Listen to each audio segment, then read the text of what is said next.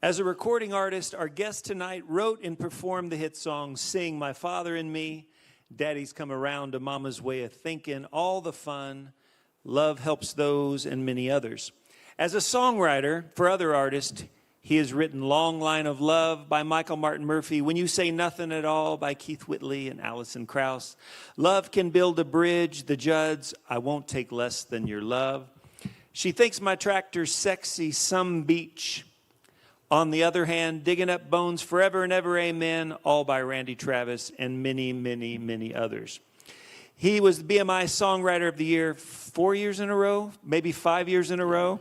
He's won Song of the Year multiple times at the Academy of Country Music Awards and the Country Music Association, and he's won more than one Grammy Award. I was lucky enough to be part of his induction into the Nashville Songwriters Hall of Fame in 2003, and even more than that, lucky enough to be able to call him my good friend. Please welcome to Music Ranch, Montana, Paul Overstreet. Hi, Paul. Hey, man. Thank you. How are you tonight? I'm good. I'm good. Took you a little while to get here. Yeah, but it's great to be out here, isn't it? Yeah. So you were here 2 years ago, right? I love the Music Ranch. Yeah, I was here 2 years ago with you. Yeah. And we played a show one night, and then you played, I think I played Thursday, you played Friday, and I came back and sat in with you on Friday. It was a lot of fun. So you were making your way out here, and you got stuck in Dallas last night, right? Yeah, we were flying. Nashville had a lot of thunderstorms, so our flight took off late. And by the time we landed, the flight to here was on its way. So we just, you'd think, okay, so now what do we do? And that was we didn't get another flight out, so. So we just went and got a hotel and found a nice restaurant and had a great time in Dallas. And here you are. Got up this morning at the crack of dawn. Well, I'm going to share some, or ask you some questions, and I would love for you to share some of your story. I know some of your story, but there's quite a bit that I don't know, so I'd love to go through and talk about it. But I think maybe it might be a great idea just to start with a song, if you're okay with that. You can pick anything you want, and I'll go from there. Oh, well, yeah, you just threw that at me, didn't you? Well, I mean, I don't really, I don't really know what I would start with, but I'm curious as to what part of my story you don't know that you're going to ask me about. There's a bunch of things I don't know, because yeah. I've been thinking about it. There's a lot of things I don't know. Wow.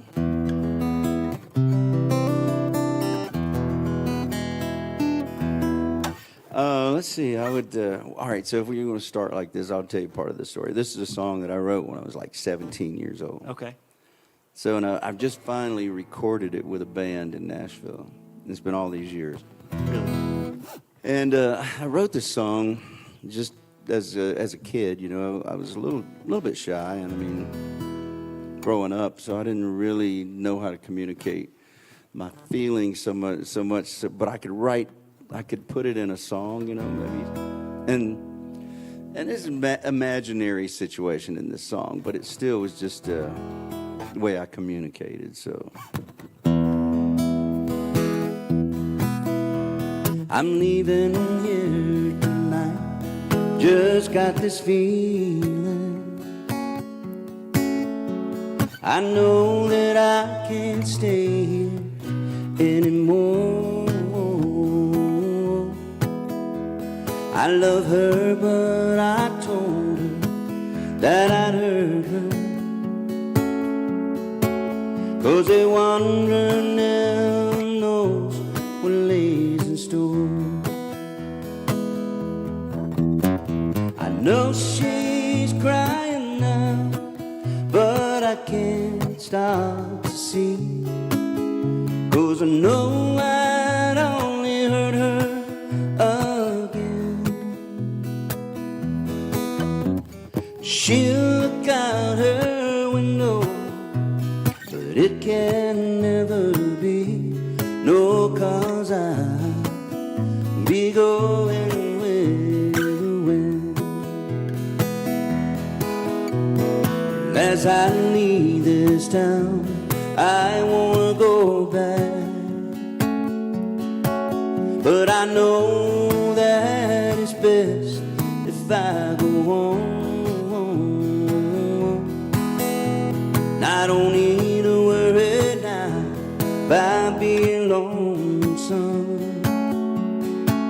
'cause they wanderers spend a lot of time alone. I know she's crying now, but I can't stop to see, 'cause I know I'd only hurt her again. And she'll look out her window, but it can never be. No, 'cause I'll be going with the wind. Yes, I'll be going with the wind.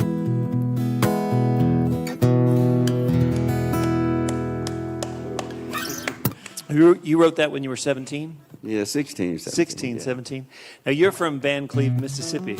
That's right, yeah. I've been there a couple of times because one of my buddies, one of my neighbors now, Jeffrey Taylor, is from Van Oh, Cleve. yeah, that's right. And then I've come down to a couple of benefits you played down in Biloxi, Mississippi. Did you grow up in a large family or a small family? I was the youngest of 5 in our original family, and then my mom and dad divorced, and they both remarried, and so there were other children involved. So it became a rather extended family, and I think I was getting ready to. I don't know if I knew it at the time, but I knew I was about to leave that town, Van Cleve, and I was going to move north. And I moved north to live with my brother Wiley in Prentiss, Mississippi, and in the middle of my junior year. So that was. I wrote the song in Van Cleve, but I was on my. I was just on my journey, from. Where did the performing and the songwriting come from? Was that early on? Did you know? I know you loved playing football, and you were very athletic when you were younger, and you're still Like I'm not now. Sorry. Yeah, you were. Age takes a lot of that out of you. It's but you've been doing this a long, long time. Where did it come from? Is this something did your folks play music? Yeah, I think a lot of people in the South. I mean, growing up in church and stuff. I mean, there was times when there were the girls in the family and the guys too. I mean, play piano and sang, and the music was just always part of our family. And my dad would lead he was a Baptist minister, so he would sometimes lead the choir or lead the audience, and. You know how they do their hands like this and that. I guess that's the tempo. I never really figured out what that was, but yeah. So I was always around it. And would you pick up guitar? My older brother Norman has started playing guitar, and he and I went to stay with my dad in California during summers, and he had a guitar out there, and so I'd pick up things there. And then my brother-in-law was also a guitar player, and my stepfather was a guitar player. So I was just around it all the time, and I learned like C and A minor, F and G, and those were the chords that kind of were the bread and butter, the go-to chords. As a kid, I loved Marty Robbins and Hank Williams Sr. and those songs, and I tried to write songs about, at a young age. I started trying to write. I just got frustrated a lot because they just weren't as good as Marty Robbins songs. Those gunfighter albums and those El Paso, Big Iron on His Hip. What was the first song you had recorded? Was it the George Jones song, or that was the first hit you had? That was the first hit I had, but I had some other songs recorded when I got to Nashville. When did you make the trip to Nashville? Did you just come all at once, or did you make a bunch of trips to Nashville? No, I mean, for me to go to Nashville was, we used to listen to the Grand Ole Opry on when we could get it, in the truck in Mississippi. And my stepfather, he liked country music a lot, and of course my mom did. And I remember hearing all those country songs before I could go to school. I would stay at home. My mom would be ironing, and she'd be listening to country songs, and it was almost like I knew what the lyric was going to be before they finished it. Even if it was a song maybe I didn't know. So I never quite understood that, but I guess it was kind of something that was meant to happen. It was a lot of different roads, but I actually went to Texas to live for a while with my brother after I graduated high school. And while I was there, I was working as a mechanics helper for Lockham, let's see, Young Brothers Construction Company. And I would stay out line dancing and in a honky-tonk there. And one weekend they said Tanya Tucker, Johnny Rodriguez are coming through town, and both those artists were huge. So I went, oh. So we got tickets and went, and I saw them perform, and I got in line and got a picture of Tanya and had her sign it, and at that event. And I was just 18, you know, so talked to her a little bit, and I decided I would try to go to Nashville at that point. And I said, I think I'll go and give it a shot. So I told the construction company I was going to leave, and they said, well, why? And I said, I'm going to Nashville to think I'm going to go over there and get in the music business. They said, well, we'll keep your job open for you. How long were you in Nashville before you started having some success? Oh. Long time? Oh, about 10 years now. Really? So it seemed like a long time. Was it 10 years? You probably, well, it was probably maybe seven years. I guess George Jones recorded Same Old Me is a song I wrote for him. And it seems like it was in 81 or something like that, but it's been a long time, so I don't remember the years. You know, they all run together at this point. Was that a big moment when George Jones cut your song, became a big hit on the radio? It was huge. Yeah. Yeah. Simply because, you know, you get, well, I had some other cuts before that, but they weren't really big. They weren't singles, you know, but they were songs on records. And like Eddie Rabbitt cut a couple songs, and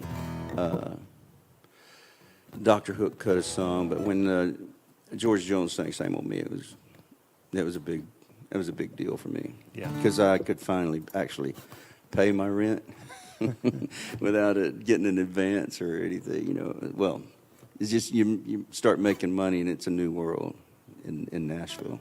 Where did that song come from? Songwriters a lot of times have all kinds of stories, but that was just that was one of those moments when, as a songwriter, like a lot of times you have concepts, or you may hear about something you want to write about, or this was just it's kind of, I could say it came out of boredom, but that's, I mean, I had lived in that town when I went to high school and played football there, so I knew a lot of people. But now I was just revisiting my brother, and everything had changed. All the fun and things in that town happened outside of town, and different places. There were parties. It closed down at sunset, you know. Yeah. So I hadn't been there in a while. I really didn't know anybody doing anything. So I was just sitting in the living room, kind of bored, and I was flying out the next day. And so I sat in my brother's living room. The dog and my nephew was there, and they both fell asleep. And I was sitting there with my guitar, and I just saw this vision of the Same Old Me song, the lyric, and just wrote it in maybe an hour, something like that. And it was just one of those things. You see it, and you write what you see. And That's awesome. you don't Can you say play it for us? Must I? You must. Yeah, it's...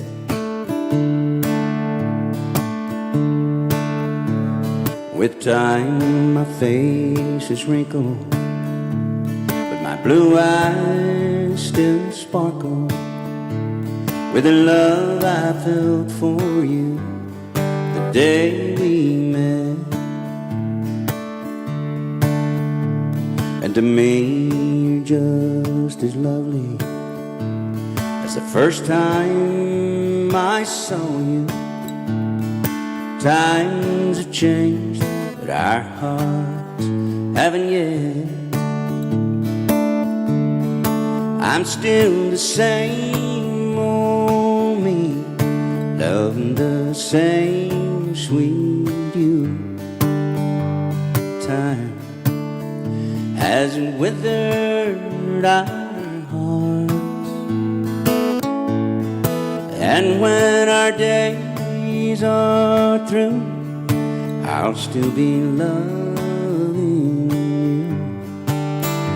Even death can't keep us apart.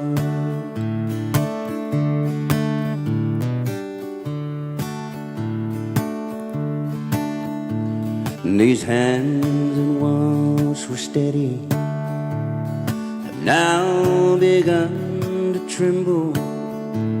But when they touch you, that same old feeling's there. And your smile is still as special as it was the day we married. The years haven't changed the love we shared. I'm still the same old me, loving the same sweet you. Time hasn't withered our hearts, and when our days are through, I'll still be loving you. Even death can't keep us apart. 'Cause if I go before you to my home on high, darling, I'll be waiting for you just beyond the sky. Our love won't die. Our love won't die.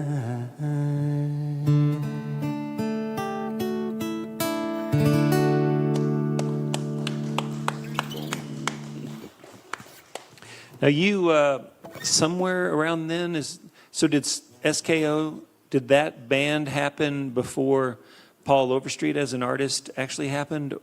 It seems like to me I heard your music as an artist first time as part of the band Skylar No Block Overstreet, but is that not correct? Yeah, actually, I did an album on RCA before that. You did? Was, I was writing for a company in Nashville that these guys managed, Dr. Hook, and so I was writing for their publishing company, and I did a record with them.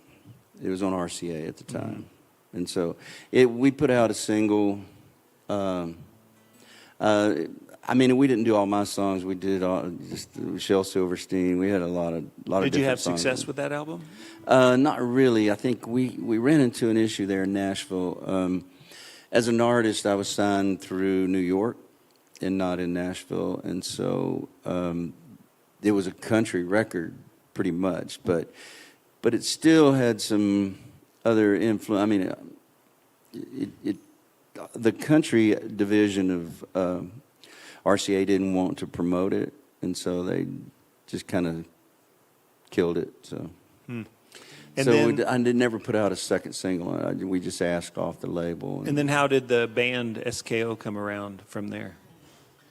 So I started writing. When I started writing for a company called Writers Group, and Tom Schuyler and I were writing songs together. Fred Knobloch was hanging around at the same place, Eddie Rabbitt's company and stuff like that, where I'd written before. And so the three of us kind of met Tom like through that publishing company, and then Fred and I became friends. Dan Tyler was another writer there in Nashville. He was writing at this publishing company they just formed. It's called Writers Group. So I really didn't have a writing deal at that time. I was kind of solo, and so James Stroud was running it, and they talked to me about being a writer there. So I did a co-pub deal with that situation, and that's when we started just playing the Bluebird Cafe. There'd be 3 or 4 of us or whatever. We'd do it in the round, and we decided instead of just going in there cold, that we would kind of help each other. We'd learn each other's songs and help each other perform their songs. And so people started coming up going, man, you guys are a group. Huh. And then it just so happened that there was a new company called Mary Tyler Moore's. They came in and started a record company, independent. So the guys that were running that, Howard Stark, and he thought we were an act. And so they wanted to sign us. But because we were 3 writers, we signed a contract with each of us as individual Gotcha. and as a group. So the first thing we did was the group song, because we had already, all three of us had songs cut already, so we brought those songs in, and then everybody joined in the studio and helped finish up those tracks and Gotcha. turned it into our group songs, and so that's kind of how that's got started. And that band had quite a bit of success, right? Yeah, well, I think we probably had like two or three singles that were successful. Yeah, that's when I first discovered your music was there. Would you play a song or two or a medley or a couple of pieces of things from the SKO years? Whatever you want to play. Yeah, sure. I didn't know that came from the Bluebird Cafe. I didn't know how you guys got together. Yeah, we just started playing live like that, and I'd been on the road with my own band for a long time, and I just decided at that point I wanted to get off the road and kind of start writing. So I took the writing gig in town just to do that, and I hadn't been performing in a long time. So when Tom started asking me to come down to Bluebird and play with him, I was a little bit kind of afraid to go, because I didn't play live much anymore, and I'd have dreams of, some nights I'd dream about that I'd forgotten the words to Proud Mary. and I was like, you don't forget the words of Proud Mary when you played it a million times, you know. So, but anyway, I was like, okay. So just going and playing in front of people was kind of a little bit nerve-wracking for me at that point, because I'd just been writing. But anyway, here was our first single that Tom and I wrote.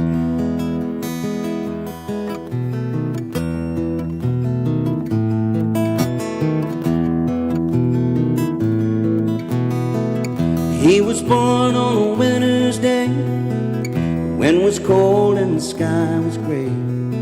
His daddy left on the night he made him, so in his mother's arms they laid him. They told the girl she should give him up, 'cause times were hard and it could get rough. She didn't listen to what they kept saying.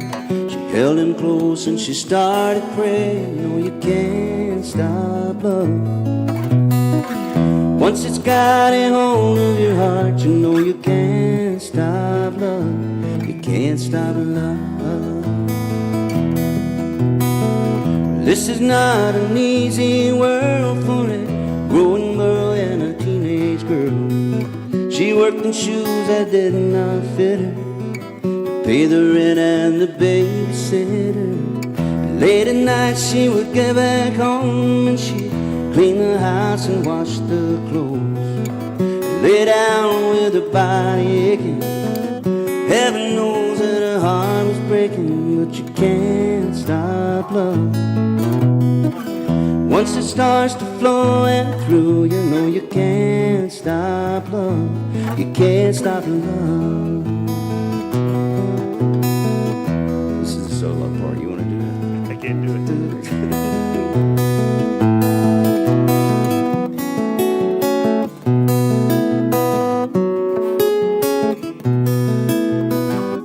Then one night the doorbell rang, and through the door a stranger came.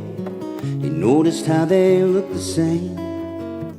As he watched that man explain, he said, I cursed the day that I ran away, and if you take me back, then I'm here to stay.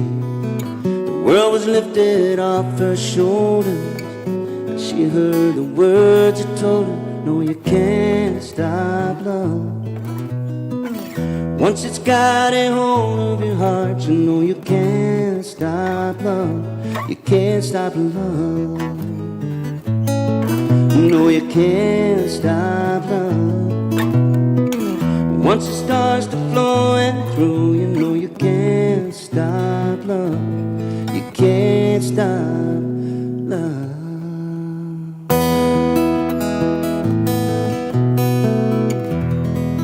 I love that song. Something like that. I forgot about that song. Yeah, so did I. You did great. You led me right into some of this is dangerous territory. I hadn't played these. What's another song or two during that time? Big songs during SKO. There were other songs on that record that never really got released, but that I mean, Tom and I had another song on there that we wrote together. There were several things. Fred had a single called Baby's Got a New Baby. Uh-huh. And I don't really remember it. After that, I mean, I left the group, and so they turned it into SKB. Yeah. And what caused? How'd you leave the group? Oh, geez. Was it just creative differences? Are you ready to go and do your own thing? Well, I think there's a lot of times there's just in groups. I mean, whoever. It's sometimes it just seems like that there's certain things that will never leave the dynamic, and it was, and I felt like I was just personally on a different journey, and I felt like I was struggling against where the direction the group was going and where I wanted to go, and it seemed to be a source of contention, you know, and it didn't just come once a month, or it came like almost every day there was something new, and it was because things were just moving really fast, and I just got to talk to the guys, and I said, man, I can just feel like you guys are wanting to, I just feel like I'm holding the group back. And so I thought it was best for me just to kind of bow out. And I was cool with, you know, I was cool whatever they wanted. Did you know what you were going to do after that already? Did you know you'd go on and make your own record? Well, I didn't really know. I knew that, I knew that was what I wanted to do, is go ahead and just do the thing. So, you know, if I wanted the freedom to express different parts of my personality and my philosophy on life and things like that in a way that I felt were unique. And so I really didn't know exactly what would happen. Actually, the record company suspended my contract when I left the group. So basically, I wasn't going to be allowed to record anywhere and with any other place in the world without going to court and fighting this thing for years. And I knew that, so I just gave it up and just started writing songs and giving my songs to other people. And so at that point, that's when Don Slitz and I were writing together quite a bit. And we wrote Forever and Ever Amen, and on the Forever and Ever Amen, and called another song from Randy Travis. So I was having hits on the radio and winning awards, and I was on TV a little bit. And so the record company finally approached me about doing a record with them. The same record company?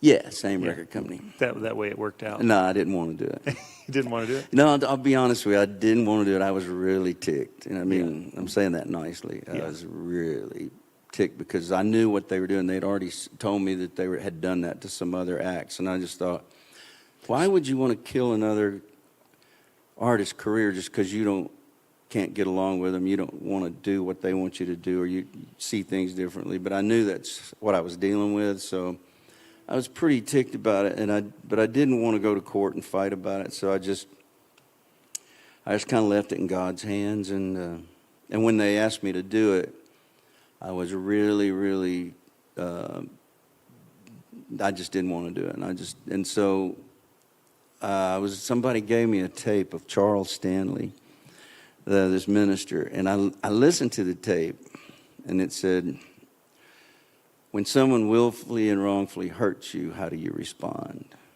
And so at that point, I was responding negatively, and I went, and I felt like that you know, part of me as a Christian, I needed to show the love of Christ to people, and I wasn't showing any of it at that point. And I felt really convicted about it, and part of me is the spiteful part of me that I battle that all the time, and I just kind of felt like, well, I got to go to these people and explain to them. So I just went to them, and I told them, I said, I don't feel like I've shown you the love of Christ in all of this thing. And I said, so if you want me to do it, I'll submit to it, and I'll do the record, which became the So in Love album. Yeah, which is amazing. Which is probably one of those little small biblical things. It seemed small at the time, but it was huge in my career. Yeah, I mean, especially that it came out of something where you were being held against your will, and we will bow up against it, and just like no one's going to win that, and it's such an unusual thing for you to make a choice, or any of us to make a choice to go, I'm just going to love them, and I'm just going to submit and try and be as kind and all that. And you wouldn't think it would work out. You're just going to get, you're going to get in a worse situation. But I think that's the magic, is God sometimes, like He opened a door for you that I look back, so I have a lot of songwriter friends that are very successful, as you do, and some of them have been artists, but I know no other hit songwriter friends who, in my opinion, like single-handedly created a genre of music that didn't exist before that. And it was from that time frame, So in Love album. And that was that somewhere in there, and you and I have never really talked about it, so I don't know how it happened, but somewhere in there, you just decided, I'm pretty much only going to write songs that lift up family and faith and values. And I remember I was in the service station in South Carolina, and I heard a DJ tell me that. Like somehow on the radio they said, you've decided to move away from country music, or not broad country music like cheating songs and everything else, and you're just doing this. And I just remember as a young, I was a young guy still, a long way away from faith, just finding myself thinking, what does that mean and how does that work? But I knew at the time, if I looked at your body of work and those songs that were coming out, they were coming from a place that didn't feel Christian to me. They felt like life, like you were singing songs about life. And that was what was so cool to me. Now, how did that happen? Was that a very conscious decision when you were talking about what you had inside of you? That was something that you were burning to do? And that's what I've been wanting to talk and just hear that story. Yeah, I think there's a lot of elements to it. One of them was that I started a journey back towards Christ, and then one of the things that kind of catapulted that was running and being in a relationship in a group with Tom Schuyler, because every day we were around each other. And one day I saw him with these set of notes, and he was answering questions, and he was marking in it. And I said, man, what is that? And he's like, oh, it's my Bible study notes. And I was like, Bible study? He said, yeah, every Tuesday I meet with this group of men. It's all men. And we meet and we study the Bible, and then I have to read through here, and I have to answer these questions, and then we go over them the next Tuesday. And I went, wow. And he invited me. So I went to this Bible study fellowship. So all this time I started writing songs, and it just meant so much to me, that program. And it was like I was getting to study and read and learn about the things that I'd tried to read the Bible before, but when I got to the begots and the begats, and it like got confusing, I'd just drop out, But being the child of a minister, and you always feel a little bit of a tug on you, like maybe you're supposed to do that. Mm-hmm. And I really realized that God told me later I wasn't supposed to be some preacher. That's not what I do, But I was writing songs, and I felt like if I could put a little bit of light in each song and draw someone just a little closer to the light of God, that it would make it easier for them to have a relationship with Him. Because it was hard for me, so I understood that. So I felt like if I could write a song that had just a little bit of that in it, that it would help. And that was really my theme behind the So in Love album, is just making sure everything that I recorded there would just be under the umbrella of Christ. It wasn't like I was trying to preach or anything, but it was just that I wanted to, whatever I thought He would be okay with. Yeah. So that was when my wife and I, years and years later, got a chance to sing, and we recorded a song called That's Important to Me, which was really my wife talking about loving being a mama and being a wife and stuff. The last time I heard anyone mention that was like 20 years before. In the middle of that album, you had written the song about Homemaker. and I thought, I just loved everything about that album. And it wasn't just the album. You were writing songs that were getting recorded all over the place that were all with this same feeling. And oh man, it was magical for me as a person paying attention. I'm sure for you too, to see what God did with that choice. Yeah, that song you mentioned was a song that had some controversy behind it. Not on my part. I was just oblivious to the whole movement. but I didn't know there were some girls at the record company after we recorded it. They said, "Man, I hope you don't put that out as a single." And I went, "Why?" And I didn't know. And they said, "Because we don't want people to hate you." I was like, "What?" I mean, I was just saying something because a lot of the girls in the industry that I was talking to, a lot of them were like working in the corporate world, but some of them were like going, God, I'd just rather be home, just having a baby and raising my baby. I'd rather be doing that, but I'm doing this. And I'm like, I was hearing that, the rumblings of that in the industry. And then after I met Julie and we were married, I could just see that, that she was kind of that way too, and she was leaning and she wound up homeschooling all of our kids, and God was faithful enough to us to just supply me with enough songs to, so that we didn't both have to work. I mean, she worked, but it wasn't like she didn't have to go in the corporate world. And she was a hairdresser and a makeup artist, and that's how we met one day doing a TV show, and she was doing the makeup. Mm-hmm. And we had met briefly before that, and she was dressed like Marilyn Monroe. And so when we talked that day, I was just joking. I said, if I ask you out, would you dress like Marilyn Monroe? She wanted to hit me with something.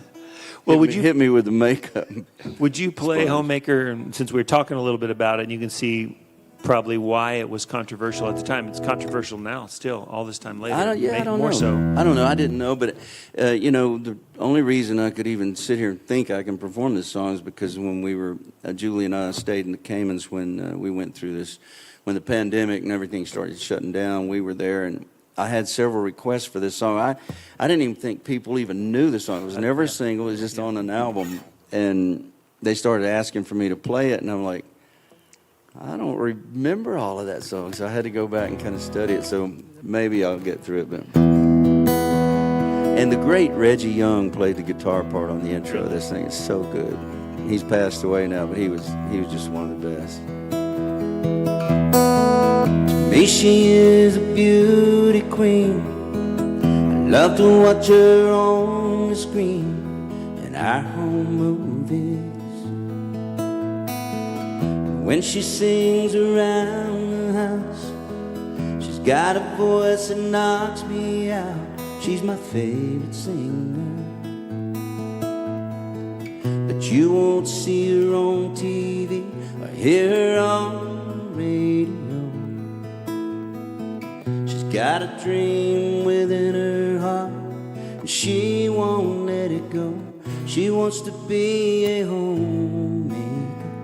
It's her dream to raise a family and give her love to just one man. And I thank God it's me. I'll never underestimate her, 'cause she could take this world and turn it on. But she takes her love and makes our house a home.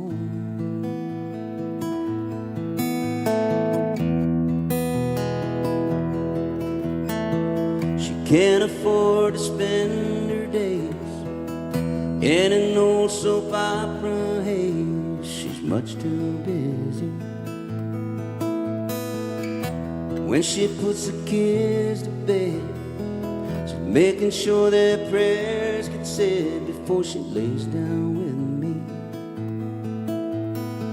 Plain to see that she's not seeking glory on this earth.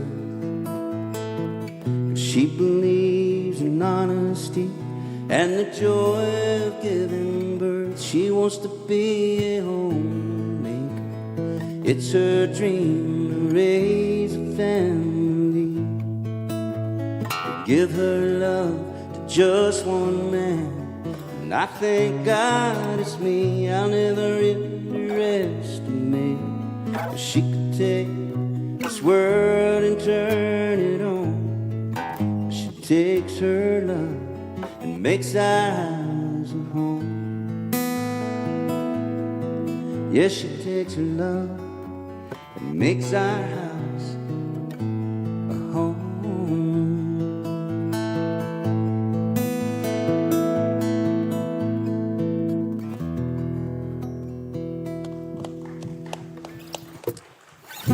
That's good stuff, man. Oh, yeah. I bubble a couple of words every day. I want to talk about this later, so I don't want to get into it too much. But it seems I've known you a long time, and it seems like somewhere along the line, you definitely didn't realize, or you'd forgotten, or nobody told you the impact that you had made on so many lives as a singer and a songwriter and stuff. And so, like, those songs, like, I'm just one of those people that knew all the songs off of those albums. And to me, that's what's amazing, is like, it might not have been a hit on the radio, but you know, in my life, that was a big song. It showed me some things that I couldn't get somewhere else. You know, it was like my own little version of Andy Griffith. And I think there's a lot of people out there that they don't have anywhere else to go. It might not be happening in their lives. And so that album, was that a big album in general at the time?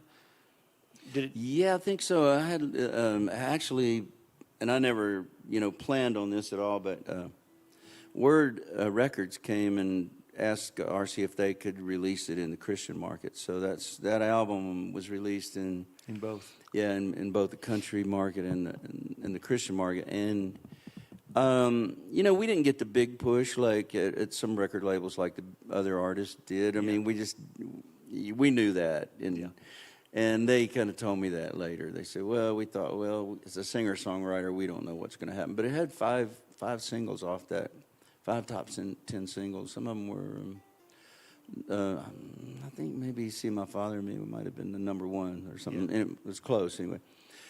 So it had a lot of great songs on it, and those songs did well at radio. So. Well, I'd say, yeah. From where I came from. Would you play another song or two? Like you'd had "Seeing My Father in Me." That had "All the Fun." Was that on that record too? Yes. Yeah. Would you play one of those songs, or both of those? Yeah, songs? Sure. I just love that. I love those songs. Is there a story behind the song in particular? Which song? Are you doing "Father and Me"? Is that the one? I can do that. Yeah. Was that written specifically about your dad? Actually, no. It was written about.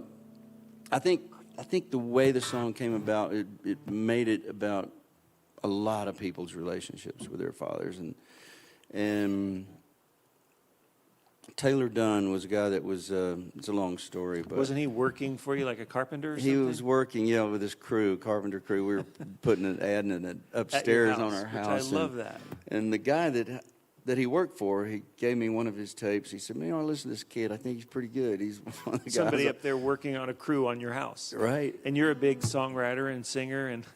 Yeah, and I really didn't say, "Sure, I'll listen to it." And then I got to know them. They were pretty good songs, and then he just came one day with this idea, and so I signed him to a writer's deal. But when he said this song, it was kind of like "Same Old Me." I saw the beginning, I saw the middle, and saw the end as a writer. Yeah. That's a wonderful thing to do, because then the rest is like just it's craft. just chisel it out, but you know what it's supposed to look like, And so when he said that, when he told me the title, I knew immediately where it could go, but only a verse and a chorus. That's all we got. And so I was doing my album at the time when we wrote it, but I took it in and I played it for James, our producer, and he goes, "We got to cut that." And I said, "Well, we haven't finished it." And he goes, "Well, we got to finish it up and cut it." And so anyway, that's Taylor and I sat down and finished the song. But he had, I think he had a really good relationship pretty much with his dad. His dad was always there, and he was always with the family. My dad was gone, and by the time I was 6 or 7, he was already in California. So I had these other parts of a relationship and things that just, it wasn't that I was bitter or anything. I didn't feel like he had a right to speak into my life because he just wasn't there, Yeah. And Taylor's father was always there, and so he had that relationship. So I think a blend of those things came out in the song, and I think that's what meant a lot to other people, because they could picture themselves in that scenario, Yeah.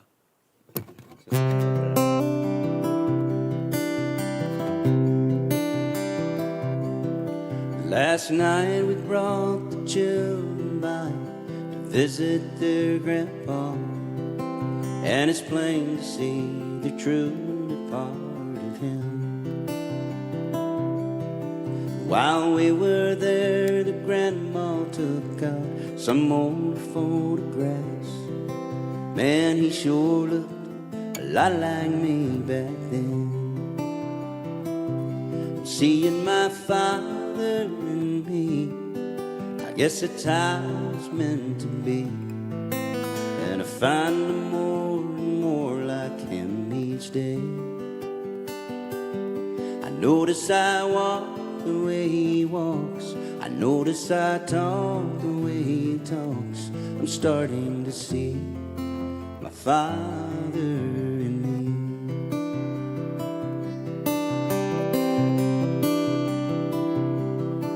And today I took my wife for a walk down that old dirt road where my daddy took my mom so many times.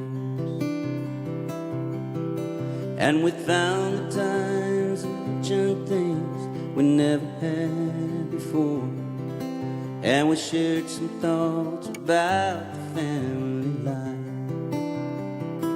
Yeah, I'm seeing my father in me. I guess that's how it's meant to be. And I find him more and more like him each day. I notice I walk the way he walks. I notice I talk the way he talks. I'm starting to see my father in me. And now looking back, I can't recall the times we disagreed, when I could not take hold of his old-fashioned ways. And the more I tried to prove him wrong, the more I proved him right. Now I know why he still stood by me as I went through that stage. I'm seeing my father in me. I guess that's how it's meant to be. And I find him more and more like him each day. I notice I walk the way he walks. I notice I talk the way he talks. I'm starting to see my father in me. Now I'm happy to see my father in me.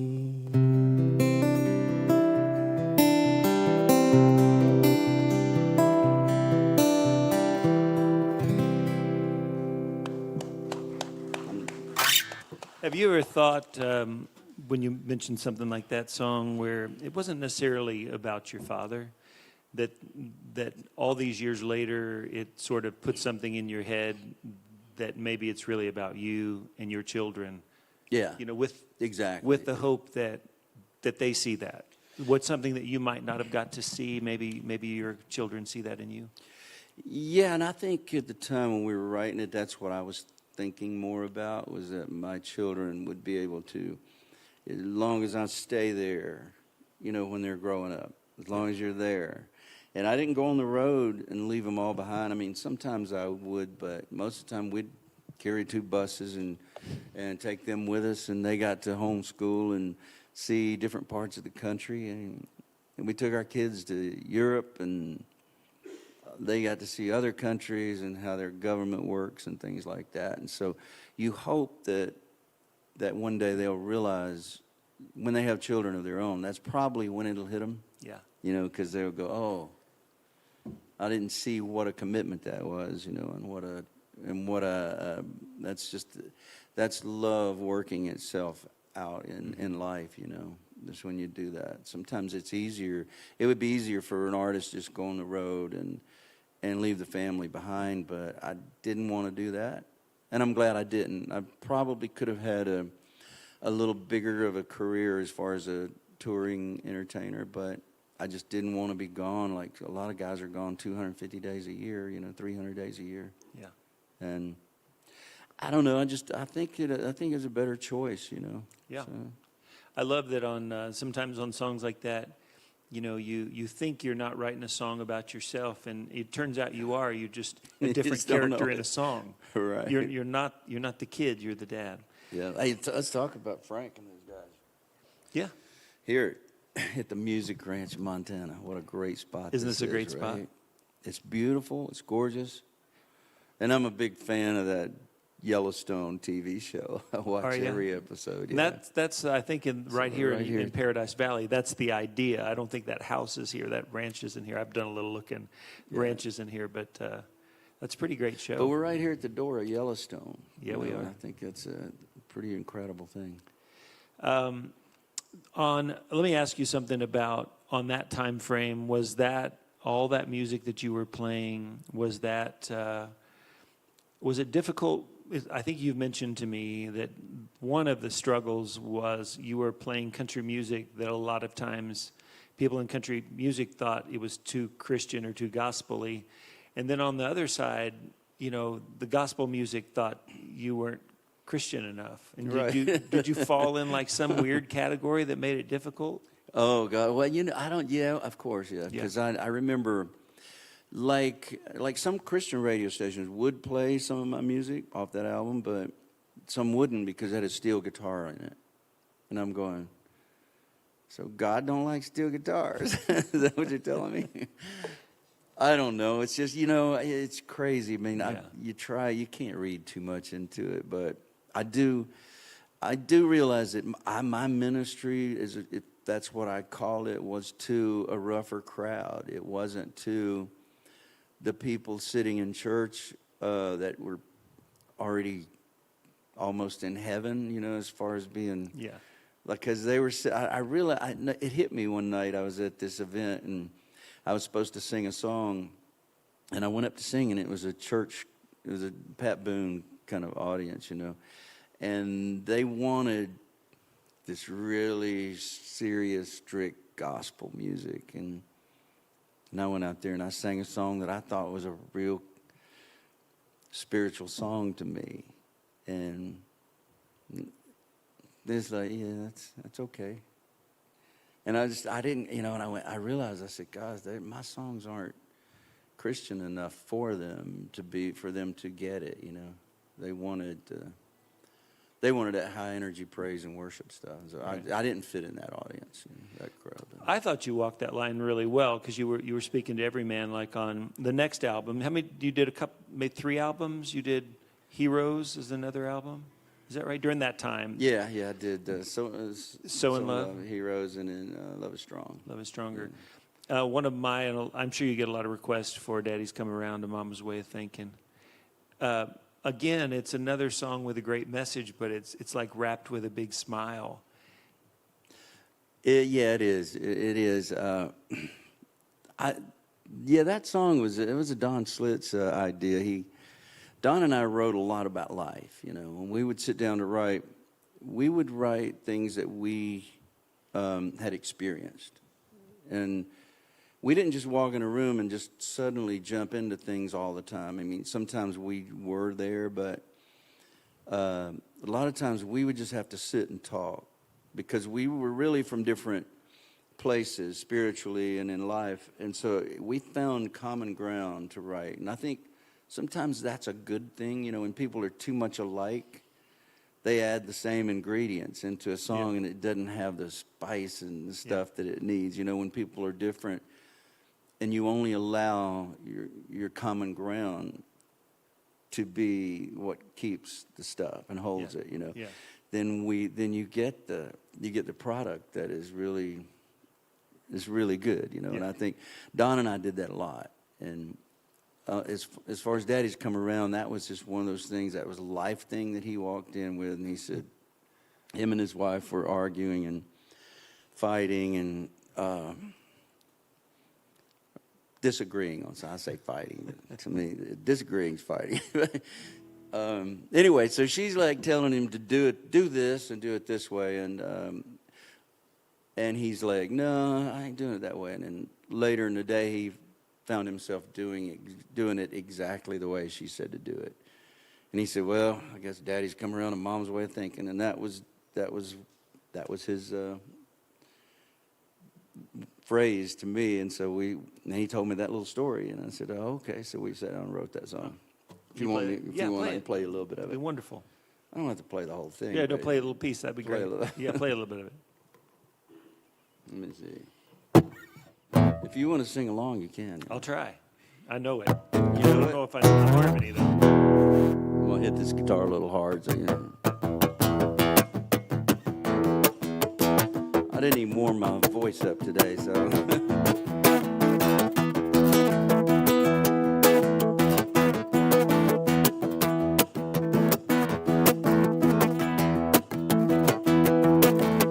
Daddy's coming around, and Mama's way of thinking. No more staying out all night or drinking. Everything that is on the home front now, the meeting in the middle, working it out. He finally figured that he got something worth keeping. Yeah, the daddy's coming around, and Mama's way of thinking. Well, Daddy used to go out every night with his friends. Mama stayed home taking care of the kids. Daddy didn't mind the way it was arranged. Dad's way of thinking, it didn't seem strange. But then one night Mama met him at the door, 'cause the key in his hand didn't work anymore. Mama said more than the locks of chains, there's a new set of rules to this old game. Yeah, and the daddy's come around, Mama's way of thinking. No more staying out all night or drinking. Everything better on the home front now, the meeting in the middle, working it out. Finally thinking that he got him something worth keeping. Yeah, old daddy's come around, and Mama's way of thinking.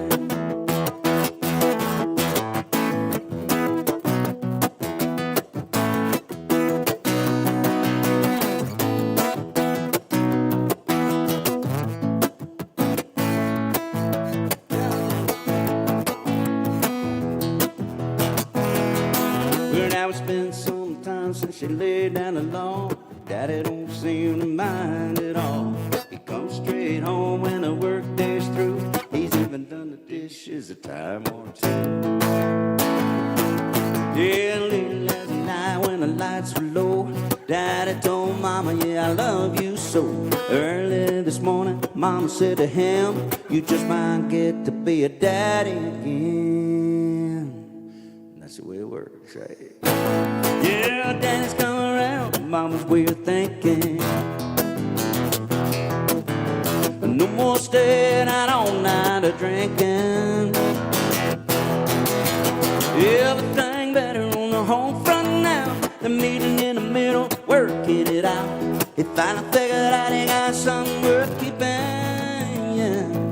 Yeah, old Daddy's come around, Mama's way of thinking. Yeah, Daddy's coming around, and Mama's way of thinking. Yeah, now Daddy's coming around, and Mama's way of thinking.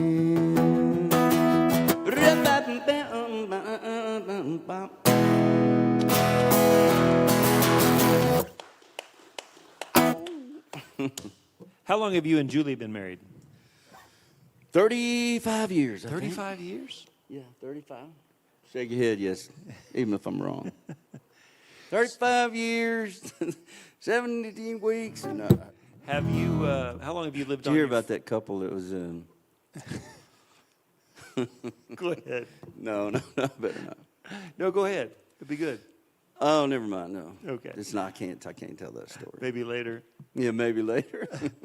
How long have you All right, lived this on the couple, farm? This Okay, couple, go ahead. This couple, married couple, they're just talking about sex and stuff like that, but they just getting it. They'd been married so long, it just this night they were just laying on the bed and looking up at the ceiling and talking, just laying there. And in a little bit, the husband said, I wonder how many ceiling tile there are up there. And she says, 536.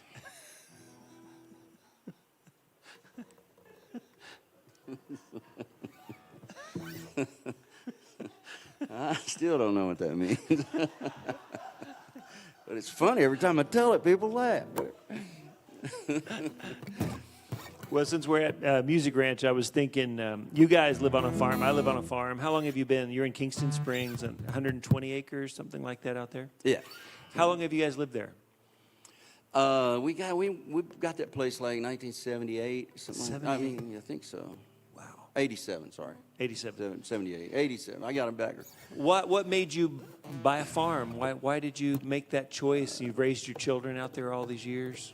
Well, we were living in Nashville, and man, our kids, Nash was getting to be about 2, 3, something like that, and he was walking, and he'd get out of the house, and sometimes, man, this Porsche came down the street one day going like 90 miles an hour. I think the guy just in a little neighborhood, and it made me realize this could be really dangerous for kids, and I just felt like when I grew up out in the country, and I could go outside and not have to worry about that, So I started looking, and Paul Davis he and I were writing a lot together, and he lived out in that area, and I'd been going out there and working with him and writing, and his studio was out there, and I'd go out there and record. And this guy that was working on our house, actually, the same guy, and I asked him, he said, hey, I saw property for sale and out there, and so I went out and looked at it and called Julie, and she came out, and I'd looked at another piece of property and called her out to look at it, and she came out and looked at it and cried. So I didn't know what you'd think about this. And so, yeah, we moved out there, and it's kind of like Frank was telling us tonight. It was like, he said that's how he sold it to Carrie. But I was like, I sold her on that property. She said, it's just going to be a weekend place, right? And I said, yes. And then, she loves it more than I do, I think. It's amazing. It's but beautiful. We love it out there. Somewhere along the line, there was a tractor, glass of iced tea in the future, and you've written a lot of songs. And one of the things that I got to know about you that I didn't know all those early years before I met you is you have a tremendous sense of humor, and you've had lots of hit songs with lots of different storylines and styles. But tell us a story about that. That was you and Jim Collins, right? Yeah, Jim and I wrote the song. Yeah. And who was it? Somebody else missed out on that song. Yeah, I don't. Oh, Rob Crosby. That's who it is. Yeah, we hear that from Rob time to time. Oh, okay, good. Well, no, Jim and I and Rob were writing, and I mean, it was just happened over a weekend. Julie and I went to, with 5 kids at the time, maybe we just got away by ourselves for a little bit, and went down to the co-op, Tractor Supply. We were all over the place, but. We went down there looking at equipment and stuff, and we looked at all this. I was looking for because I was doing all the bush hogging myself, and I wanted to get it done quicker, so I was looking for a 15-foot bush hog, and she was wanting a horse trailer to haul goats around in, and kids are doing 4-H. And so as we were off by ourselves, it's like we weren't at the stage in life where we were looking at the ceiling going, how many tiles are there? Our life was still pretty exciting. So anyway, we get in the truck, and we're leaving and driving off, and she flips a divider up and scoots over there by me and starts acting a little frisky. I was like, looking at that big equipment turns you on, don't it, honey? I don't think I really said that, but it just seems to go well with the story. Yeah, the big equipment. I was talking about the tractor. The tractor, yeah. But I'm gonna leave that just hanging there. Yeah, leave it hanging. You gonna play a little bit of that song? No. Yes, you gotta play that song. No, there's a joke that goes with this song somewhere. Now. I can't think of it right now. But anyway, that's kind of how the whole idea started. We went over to some friends of ours' house right after, instead of going back home. And we got there, and they said, well, what you been up to? You writing, still writing? I said, yeah. And they said, you working on anything new? And I was like, yeah, but I just thought it would be fun. I really wasn't working on this. It was just something from the day, And I said, yeah, I am. And I said, she thinks my check is sexy. And they started laughing really hard, and I was just making a joke. And I was like, is it really a song that would get that kind of response or whatever? And so anyway, I just kept it in my head. And so the first start of the next week, I went in the writing meeting, and I threw out that idea. And one of the guys, he goes, man, I don't want to write that. I want to write something serious. And so we did, we tried. And so after the session, Jim Collins called me up, and he goes, man, I want to write that idea with you. And he went into the office and told the girl at the front desk, which happened to be a friend of ours, and told her, and she told Tim McGraw's people the title. All we had just was the title. And he called me up and said, man, we got to write it. Tim McGraw's people put it on hold already. Yeah, it's written it yet. Hadn't written it yet. So that was kind of the inspiration. We went, well, let's put it together. So Jim came over, and we sat for about an hour and a half and wrote the song, and it was just a lot of fun. Big old Kenny Chesney. Yeah, and Chesney got it. But well, I took it to Renee Bell, and she was a A&R at RCA, and I told her, I said, this is on hold for Tim McGraw's people, but I thought, because she's such a great song person, I said, I just wanted to play it for you. And I played it for her, and she said, that's a good song, I think. And then I didn't hear, we moved on in the thing, and then she monitored McGraw's session, found out when that they didn't cut it. She immediately put it on hold for Kenny, and so that's Wow. Yeah, let's see if I can play a little bit of it.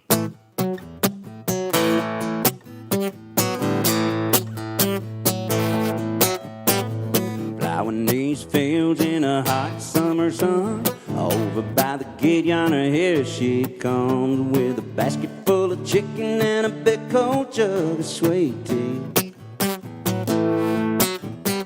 I make a little room and she climbs on up. I open up the throttle and stir a little dust. Just look at her face, she ain't a fooling me.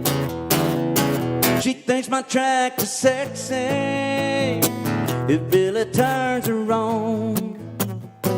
She's always staring at me while I'm chugging along. She likes her ways pulling while we're tilling up the land. She's even kind of crazy about my farmer's tan. She's the only one that really understands what gets me. She thinks my track is sexy.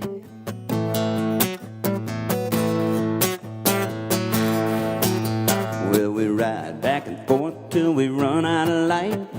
Take it to the barn, put it up for the night. Climb up in the loft, sitting tall with the radio on. She says she's got a dream, and I ask what it is. She wants a little farm and a yard full of kids. One more teeny-weeny ride before I take her home. She thinks my track is sexy, it really turns her on. She's always staring at me while I'm chugging along. She likes her ways pulling by, we're tilling up the land. She's even kind of crazy about my farmer's tan. She's the only one who really understands what gets me.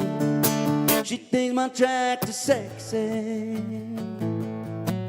Well, she ain't into cars or pickup trucks, but if it runs like a deer, man, her eyes light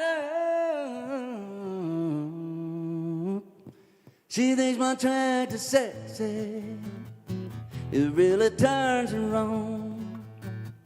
She always staring at me while I'm chugging along. She likes her ways pulling while we're tilling up the land. She's even kind of crazy about my farmer's tan. She's the only one that really understands what gets me. She thinks my track is sexy. She thinks my track is sexy. She thinks my track is sexy. Yes, she do.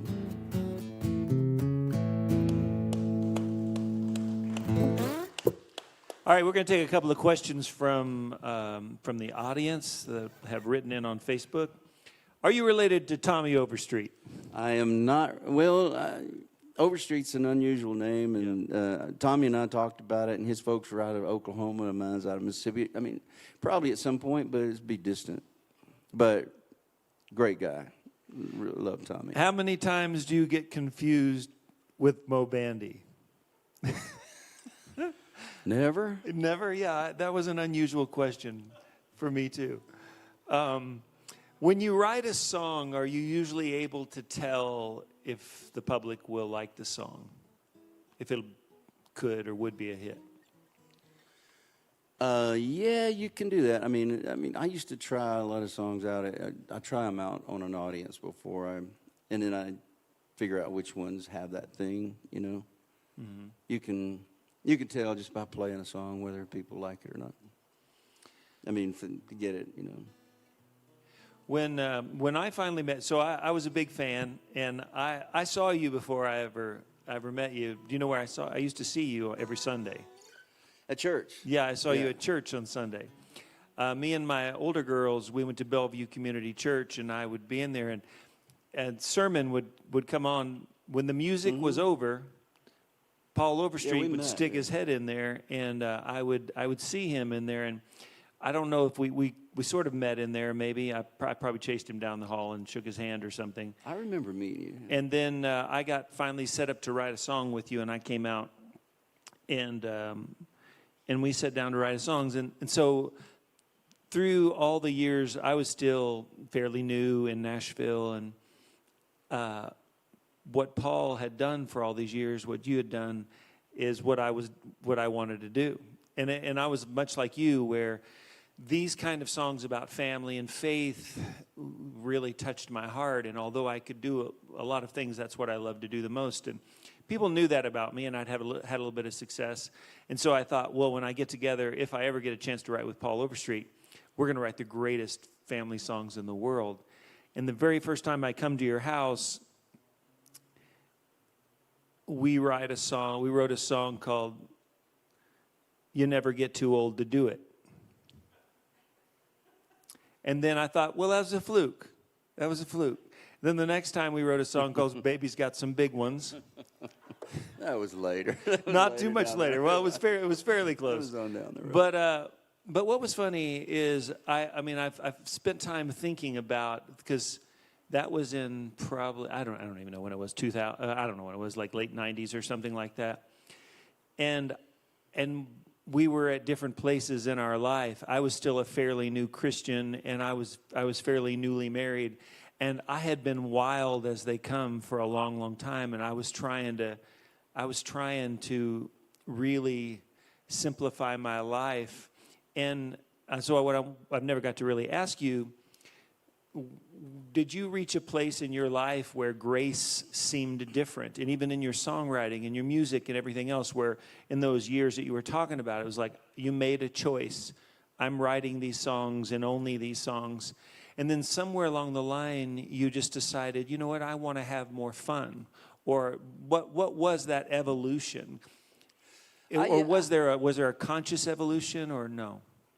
Well, I think all along I was trying to let people know, as a believer and as a Christian, that it's okay to have fun. Yeah. That's part of who we're created to be. And a lot of times for me in church, it was like no fun, no fun, no fun. I mean, I can tell you some church stories, man, that scare you. Yeah. In today's world, it'd be child abuse. You know, it'd be like they'd arrest some people, you know, for whipping a child at church because they just. I mean, kids don't. I mean, I know it's in Scripture, you know, but there was some of it went a little too far, and I was like scared to death it was going to be me, you know. And sometimes it was, but as a preacher's kid, you're just full of it. I mean, you can't wait to get out there and do something that's over the line, you know. It's just, I think it's in your nature when it's just like it's built into you. It's just like you're just going to test it, you know. So I was always that way, you know. I was always getting in trouble at church and mischievous and things like that. The songs that I wrote during that time about, like, So in Love, those were serious to me. There was a reason and a purpose for that. And then there's seasons in our lives, you know. And I was also traveling down a road that I can see when a lot of people have a conversion and you try for perfection. You strive for it so hard that it's impossible to reach that, really. And so I think if we don't lighten up and have fun and give ourselves a break, you know, and stop being so hard on ourselves, we're going to get into some serious psychological problems. Mm-hmm. And I just felt like there was just times in my world where I was going there, you know, and I just realized that God's got more grace than that, you know, and it's okay to have fun and have humor. And humor gets you through a lot of tough times. And so to me, writing fun songs like the stuff that we've written, you were kind of like me. We were wild children, and so man, we could go to those funny places pretty easy, and you were really good at it. Yeah. That just goes to show how wild you were. Well, you're really good at it. And you knew the wilder that. you are, the better you are.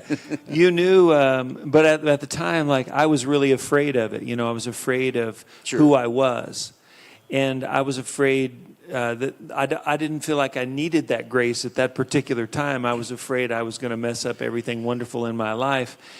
But so, you know, during those years, Joey was an aspiring. That's why you blamed all those lines on me. Yeah, I still blame him on you. But I blame them on you. That's a good thing. What was a really neat thing is Joey was an aspiring singer, and I was just writing songs. We had no idea that God had in store for us to get to do stuff, get to play music. And during those times, you were definitely instilling in me that it's okay. It's okay to be both. And I felt I had a hard time with that. Like, even my wife, it was like, if you're going to sing these songs about faith, how you can't also sing that, because it nulls out, it voids your faith message. And then, as God would have it, like, my wife and I start with our career launches with a song called Cheater, Cheater, about a no good white trash hoe. and then what happened is almost in an instant, and it was because you had shared this with us, it reminded me, it became very clear that because we could laugh at ourselves and be human, it made our walk, it made our faith more real. Mm-hmm. And I didn't know that it could work that way. And I think you knew that long before I did, that you can have both. That you can be human, have a good time, be a boy, whatever it happens to be, and yet be very serious about being a father or a husband. And having that relationship with God. Yeah.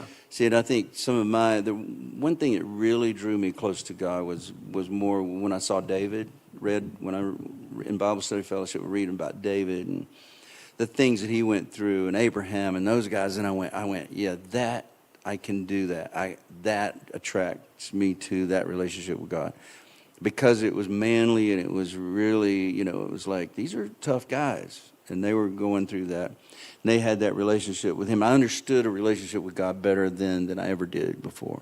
And so that's what I saw. Their faults and their failures and everything just kind of opens that door to go, God never abandoned them. He always loved them, you know.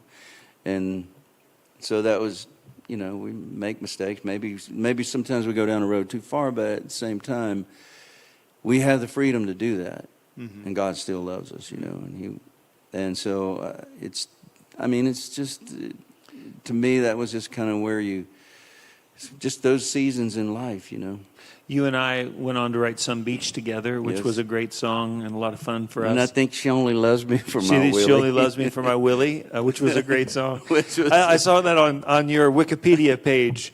It starts with, like, Sing My Father and Me and all these songs, and the last one was She Only Loves Me for My Willie. And then I digress, right. My dad, though, being a pastor, you know, one time he asked me, what's happened? You fall from grace?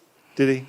Yeah, and I was like, because I was playing at a casino over in, we were doing a thing for St. Jude's, and we're performing at a casino over there in Biloxi, you know, the Hard Rock. And he goes, what happened? You fall from grace?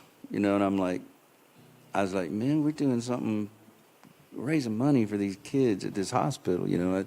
That's what we felt like we were doing. And it was I don't know, it was just one of those things. You just kind of smile and go, yeah, I guess I did, or whatever.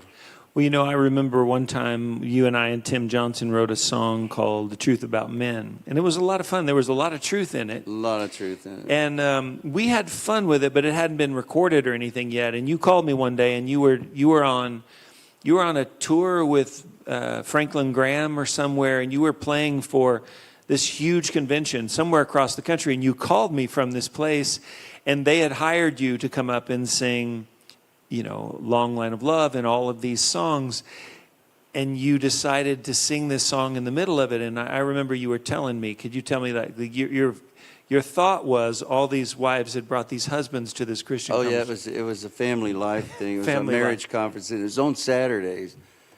And, college football and everything. We were like, all these guys have been dragged in here. I knew that. But they had to come because their wives wanted them there. So I picked out some songs that I thought would be fun for them. Truth About Men is just perfect for that. Yeah, and it went over. It was huge. Mm-hmm. It was huge. Yeah, You probably can't play that song, can you? I bet together we could. I could feed you some lines, maybe. Well, you sing a lot. What key is it in? I'll try. I think it's in You C. want to play the guitar? No. All right, I'll try to play for us. Let's try it. You remember where we got the bridge? We went to lunch. Same place we always. No, I don't know. We went to lunch at the Perfect Pig. Uh-huh. And on the way back, on the way there and on the way back, I just got an XM radio. And we had the Comedy Channel on. And it got us in the mood. For somehow we came up with a bridge during that. You ready? Yeah. You go. Well, we don't like to go out shopping. We don't care what's on sale. We just want to sit with a bag full of chips, watching the NFL. And when you come over at halftime and say, does this dress fit too tight? We look you in the eye with a big fat lie, say, looks just right. And that's the truth about men. That's the truth about us. We like to hunt and golf on our days off, scratch, spit, and cuss. And no matter what line we hand you, when we come dragging in, we ain't wrong, we ain't sorry, and it's probably gonna happen again. Well, we hate watching still magnolias. We like Rambo and Die Hard 4. Jump up and down like fools when we see the new tools at the Home Depot store. And we really don't want to take you to dinner at some fancy restaurant. The only reason we do is 'cause we know at least two, the one thing that we all want. That's the truth about men. That's the truth about guys. We love to pick guitars and work on cars, then work on the problems in our lives. Although we might say it to you every now and then, we ain't wrong, we ain't sorry, and it's probably gonna happen again. Well, if you want to know what we're all thinking, it ain't nothing too complex. It's just something cold for drinking and a whole lot of SES. That's the truth about men. Go ahead. That's the truth about us. We'd rather hunt and golf on our days off, scratch, spit, and cuss. And no matter what line we hand you, when we come dragging in, we ain't wrong, we ain't sorry, and it's probably gonna happen again. Take it. We ain't wrong, we ain't sorry, and it's probably gonna happen. You know it's gonna happen. I'm sure it's gonna happen again. And that's the truth about men. So while we're on that theme, would you play? You don't have to play all the songs, but I'm just going to name a couple, and if you could maybe do a verse and chorus of, or however much you want to do, a song about liquor. Okay, well, it's funny, when I pulled up today, this guy that I wrote this song with was on the phone with me, and he was Really? Yeah, it was Tom Hemby, and he was talking. Tom, he called me with this idea. He'd seen this guy on the news, and for some reason, they were interviewing him about his relationship with his wife. And they asked him if he was going to they were divorced or split up. And they were saying, you think you guys will ever get back together again? And he goes, oh, no. He says, it's going to take me a whole lot of liquor to ever like her again. And so That's where he calls me and he said, and I was like, man, no, after I was thinking about, after that After all those songs that I've written, those love songs, I don't think I can be a part of that. And then, sure enough, it's in Proverbs. That's what I tell people. Song right out of Proverbs. It's going to be in the Baptist hymnal next month. Takes a whole lot of liquor to like her. That's why I drink all the time. Takes a whole lot of liquor to like her. But when I'm liquored up, I like her just fine. She wants to tell me where to go, tell me what to do, tell me what to eat and how loud I can chew. She even wants to tell me what thoughts I ought to think. Used to drive me crazy, drove me to drink. It takes a whole lot of liquor to like her. That's why I drink all the time. It takes a whole lot of liquor to like her. But when I'm liquored up, I like her just fine. Now she's such a pretty thing, you think she's heaven sent. But she's a quarrelsome kind, she likes an argument. She can scream all day, she can scream all night. I just sit there smiling, eyes are kind. It takes a whole lot of liquor to like her. That's why I drink all the time. It takes a whole lot of liquor to like her. But when I'm liquored up, I like her just fine. This drinking buddy of mine, he married this girl. Now he thinks that she's the meanest woman in the world. I saw her pretty picture and I said, you're poking fun. Then the day I met her, I said, pour me one. Takes a whole lot of liquor to like her. That's why I drink all the time. Takes a whole lot of liquor to like her. But when I'm liquored up, I like her just fine. Well, you may look down your nose at me and think that I'm a sorry old SOB. But the only way I'm giving up my drinking glass, if I can find a better way to get her off my back. Takes a whole lot of liquor to like her. That's why I drink all the time. Takes a whole lot of liquor to like her. But when I'm liquored up, I like her just fine.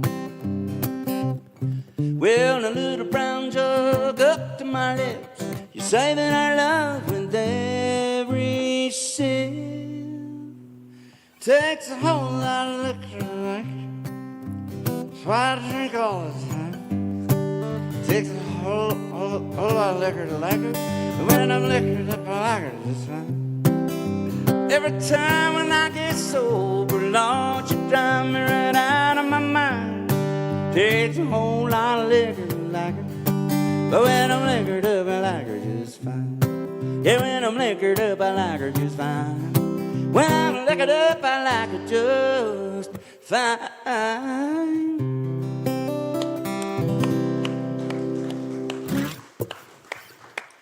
We're going to just go for a little bit longer because there's still so many things to talk about. But we won't go too much longer. But we haven't even got to... We haven't even done a commercial yet. Yeah, we haven't done a commercial. We're not going to do a commercial. We're just going to keep going. Oh, okay. So how did all the Randy Travis stuff? I mean, you've had a lot of big records. How did the Randy Travis, the first song he recorded On the Other Hand, which ended up being a huge record. Well, a terrible record. Then wasn't it? Or maybe was that twice it was out, or was that a different song? No, it was released twice. Same twice. recording, but it was released. That's unusual. Keith Whitley had recorded it too. They were kind of out of almost the same time on each other's. They each had that song on their album. That was out about that time, and Randy Travis was just. I mean, he was brand new, just a kid, and he had just finished his album with Storms of Life, and Julie, my wife, did the hair and makeup for that album cover. Huh. And if you remember, you probably didn't see these pictures, but if you can go back and find some pictures, he was in the newspaper with long hair. It was like part in the middle, it was down to long hair, and then it took a lot of guts for her to do that. But they said, if we just let you do whatever you do, what kind of haircut would you give? She gave him the haircut for that album cover. Wow. And it was huge. I mean, Yeah. And so you had that song, and then lots and lots. Well, that song was released, and then Jim Ed from the record label said he'd gone out on a tour to promote Hank Jr.'s new album to radio, so he was out there doing that, and he came back and asked Nick Hunter, he said, how's the Randy Travis record doing? And Nick said, well, we lost the record at 70. He goes, what? He said, that's all anybody wanted, the radio guys, that's all they wanted to talk about was who's this Randy Travis stuff. And so, anyway, so they knew they had a good artist and a good sound, and so then they put out 1982, and that went, I don't know, maybe, I don't know, it got up in top 10 with him. And so that was a great record. And then Nick said he was walking around his house with his 3-year-old in his arms, and he said, this is how close it came. He said, and I had my 3-year-old in my arms, said, should I re-release that Randy Travis record on the other hand? And she goes, yes. And so that was it. Wow. And they re-released it, you know. And so first time out, it just went to 70, but then it was a huge song. Yeah. And then what are some of the other big songs you've had with Randy? We had Digging Up Bones. Wrote that with a friend of mine who lived in Hendersonville, and he was an engineer for Porter Wagner. That's how I met him. When I first came to town, I was recorded a demo over at Dolly Parton Studios called Fireside, and he was the engineer there, and I met him, and through the years, I would be out at night, and I'd swing by the studio, and he'd be sitting. Porter would be in there mixing. They'd mix till wee hours of the morning, sometimes daylight, you know. And Porter would just buy him a case of beer, and he'd sit out, drink beer, and be there for Porter needed him. So I'd stop by and talk to him. And he and I started writing songs finally, and we wrote a lot of really good songs. And, his name is Al Gore. Yeah. You wrote not the Al Gore that was the other one. Yeah, the other one. And then you Forever Never Amen. Forever Never Amen, and then Deeper Than the Holler, and then shoot. He cut several of it, but they were all the singles. Do you have any favorite Randy Travis cuts, or are they all? I enjoyed every cut we got with Randy. Especially even on the other hand, I was holding that song for my deal, but when they called me and asked me if they could have it for him, my first response was kind of, well, if it's a new artist, we had pitched it to the producer for Dan Seals, and I used to get mistaken for Dan Seals in the airport every now and then, but because he had red hair, I guess. Yeah.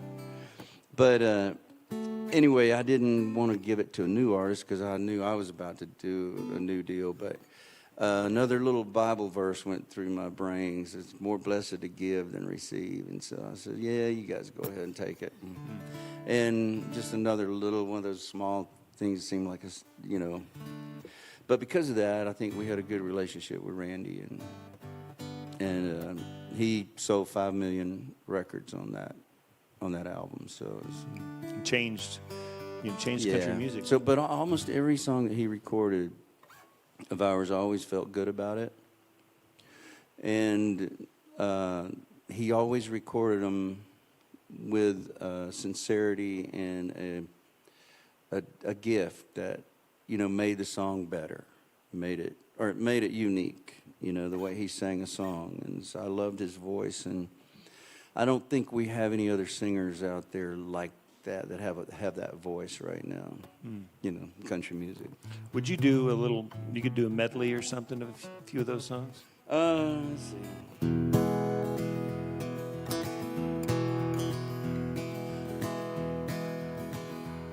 Well, you may think that I'm talking foolish. You've heard that I'm wild and I'm free, and you may wonder how I can promise you now this love that I feel for you always will be. You're not just time that I'm killing. I'm no longer one of those guys. As sure as I live, this love that I give is gonna be yours until the day that I die. Oh, darling, I'm gonna love you forever, forever and ever, amen. As as long as old men sit and talk about the weather, long as old women sit and talk about old men.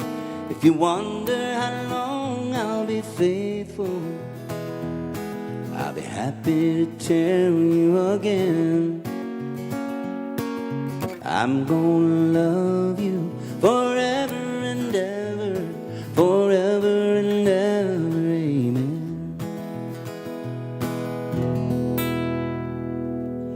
On one hand, I count the reasons I could stay with you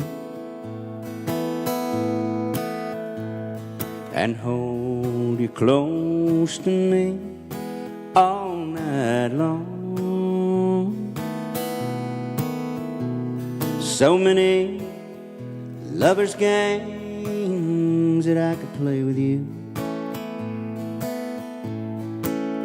And on that hand, there's no reason why it's wrong.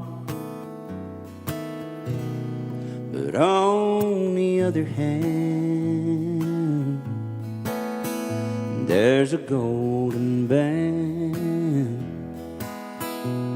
to remind me of someone who would not understand. On the one hand, I could stay and be your loving man. But the reason I must go is on the other hand.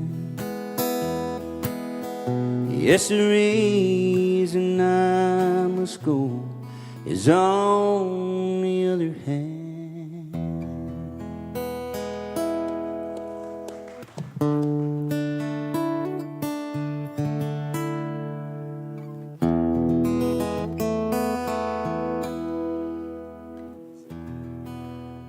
Forget the chord, I play them. Well, there's my easy chair.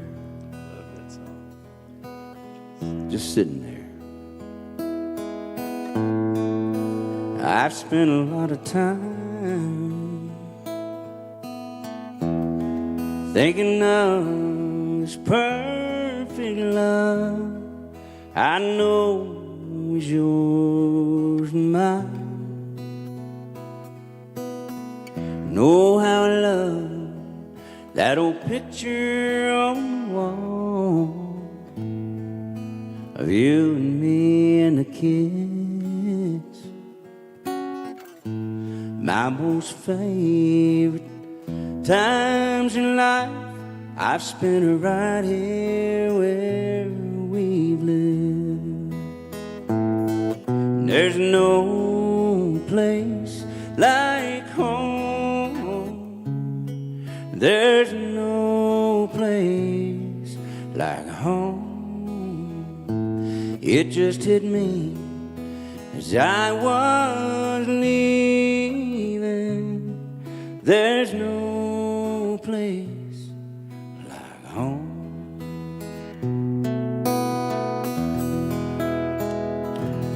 I love that song. Yeah, that's a few. And then there's one more. This one was with one wrote with Al Gore.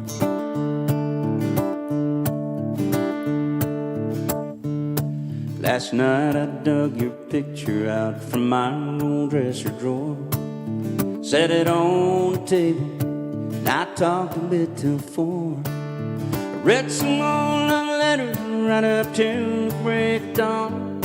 Yeah, tonight I'm sitting alone and I'm digging up bones. And then I went through the jewelry and I found our wedding rings. Put mine on my finger, and I gave yours a fling. Across this lonely bedroom of a recent broken home. Yeah, tonight I'm sitting alone, and I'm digging up bones. I'm digging up bones, I'm digging up bones. Exhuming things better left alone. I'm resurrecting memories of love that's dead and gone.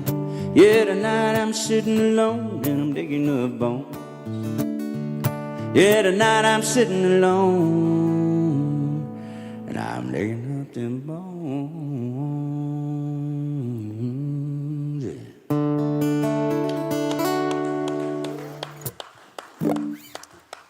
So what are you working on these days, Paul? I know you've been man. in the islands. You've been singing when you're down there. You've been doing these songs, sunset and songs. Yeah, we were doing a lot of beach songs. I did a beach album. Almost have a new one finished and Is ready it to go. a New beach album? Okay. Yeah, and it's a Paul. I think it's Paul Overstreet Music. Facebook is where we kind of let everybody know when it's coming out and stuff. Is that what that is, Julie? Paul Overstreet Music on Facebook. And it's also Instagram and Instagram. and also I think we're trying to. Maybe you'll be able to help me with my YouTube page. Yeah. We're trying to get that set up so we can. Yeah, I want to help if I Can we can. help get all that stuff put together so people can just kind of log in and. Are you still writing songs quite a bit these days? I write all the time. Yeah. You do? Yeah.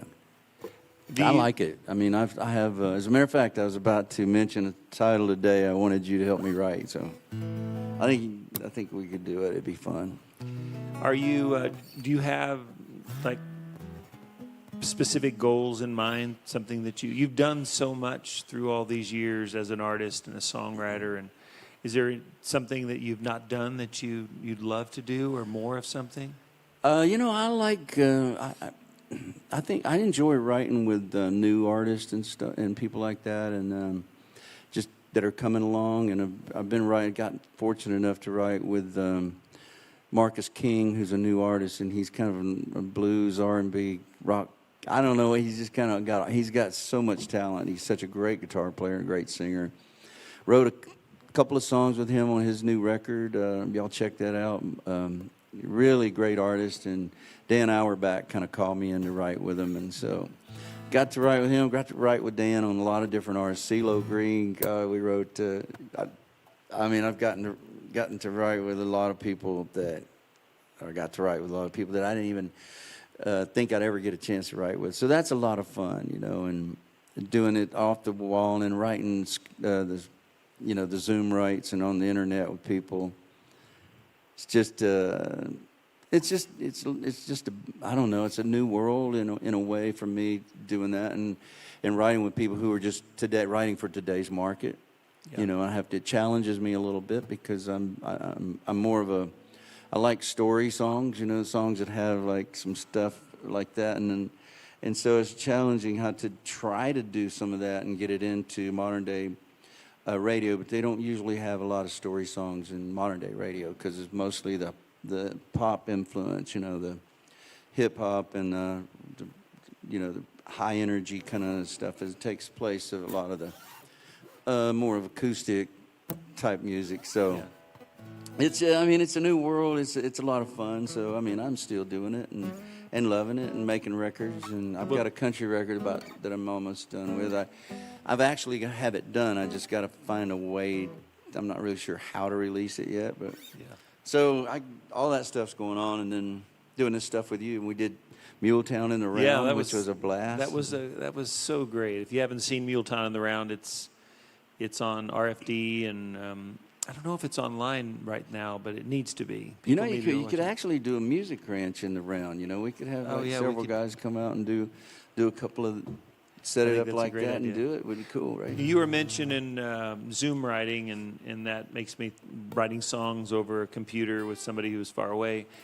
And this is, 2 years ago, you performed here on this stage, and now with all that's going on, how has it been for you guys, you and your family, during this time? Has it been kind of a blessing in disguise just to be at home? How have you guys managed? And I know pretty much all of your music dates and traveling, this is really one of the first things you've come out to do. Yeah. Well, I mean, when you live on a farm, the work never ends. Yeah. I mean, there's always something to do. And this whole thing has reminded me of how much I let go for a long time. How much I forgot about just work that I needed to do, and I'm like trying to catch up, and it's I don't think I ever will. So did you get a lot done though this spring? Yeah, I've gotten it feels like I did, or I should have, but I think I'm just treading water. Well, Weeds hopefully keep growing, and hopefully things will open up and you'll get to travel more and people come see you play. Yeah, yeah. I like doing it. I love doing acoustic stuff like this. It's just it's a blast, and it's kind of one of the things I enjoy about at this stage of my life is just being able to share the songs that we write and songs that we're recording and things like that. But it's it's on our time.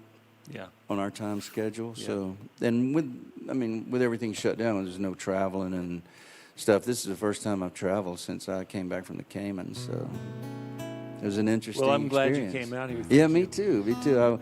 I wouldn't have missed this. I love Frank and Karen. They're just sweet people, and I love this music ranch. And I think we should do all we can to just like build it up and see it just keep getting bigger and bigger. You know, Frank was talking, I think it was last night, him and I were talking about you and when you came here and you had played a couple of years ago, I might be wrong about this, but it seems like, and maybe you can clarify, it seems like you, when you kind of settled on the farm and after you'd made a number of albums and then you just wrote songs for like 20 years or whatever it was, a long, long time, and you had an incredible career, an incredible life.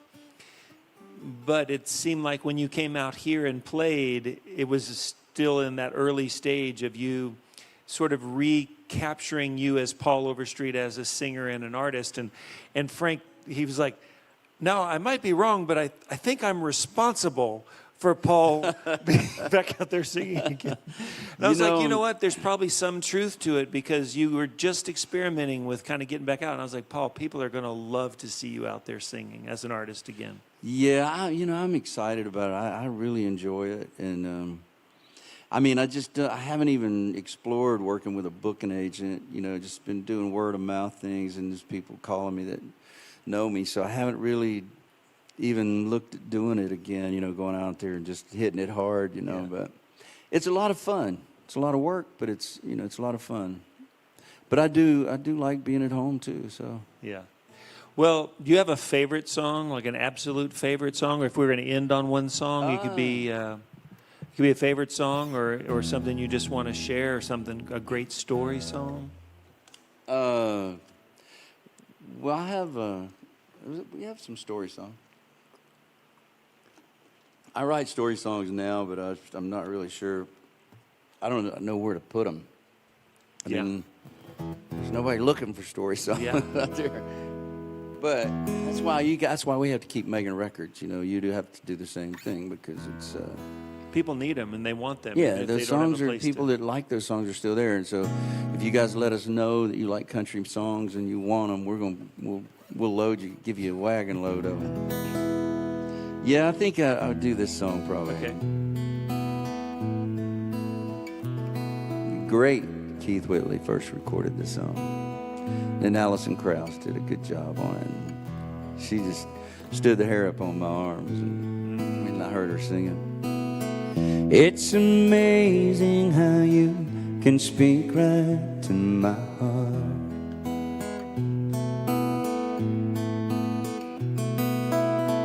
Without saying a word, you can light up the dark.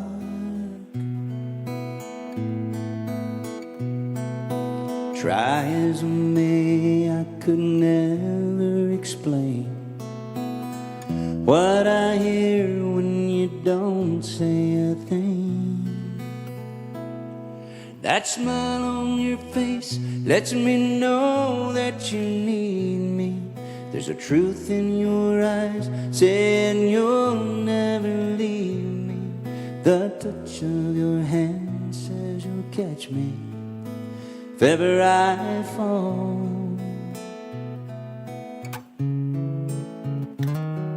Yeah, you say it best when you say nothing at all.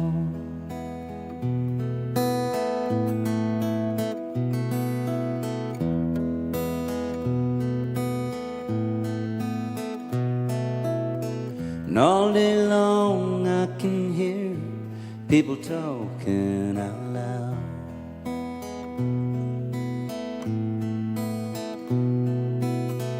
But when you hold me near, you drown out the crowd. Yes, you do, baby.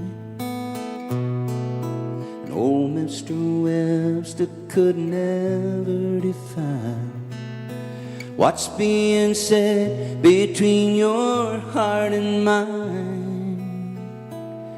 That smile on your face lets me know that you need me. There's a truth in your eyes saying you'll never leave me. The touch of your hand says you'll catch me if ever I fall. Yeah, you say it best when you say nothing at all. Nothing at all. When you say nothing at all.